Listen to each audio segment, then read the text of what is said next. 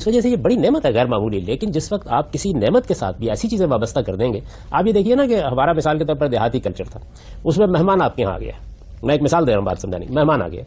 مہمان آ گیا ہے تو جو آپ کھاتے ہیں رکھتے ہیں اس کے سامنے، ایک چارپائی کے اوپر ایک آپ نے چادر بچھائی، ایک تکیہ رکھا، حکا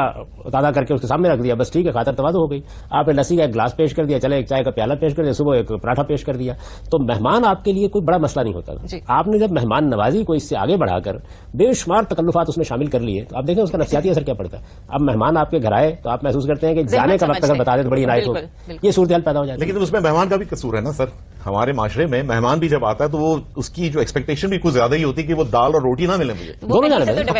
جانب صورت پیدا ہوتی ہے، یعنی مہمان توقعات اور لے کے آ جاتا ہے، میزبان اپنی روایات کا اسیر ہوتا چلا جاتا ہے اور پھر اس میں اضافہ ہوتا جاتا ہے۔ یعنی وہ چیز جو کسی زمانے میں تھا نا کہ وہ بلایا گیا تو انہوں نے کہا کہ ہمارے یہاں دعوت شیراز ہوتی ہے، وہ خیال کیا کہ دعوت شیراز کوئی بڑی غیر معمولی چیز ہوگی، یعنی جب بھی ملاقات ہوتی ہے تو وہ کہتے ہیں کہ ہمارے یہاں دعوت شیراز ہوتی ہے، تو معلوم ہے کہ دعوت شیراز کا مطلب یہ ہے کہ گھر میں دال پکی ہوئی وہ آپ کے سامنے رکھ دی ہے اور پانی کا ایک گلاس سامنے رکھ دیا اور دونوں نے مل کے گپ شپ بھی کی ہے، کچھ ایک دوسرے کو لطیف باتیں بھی سنائی ہیں اور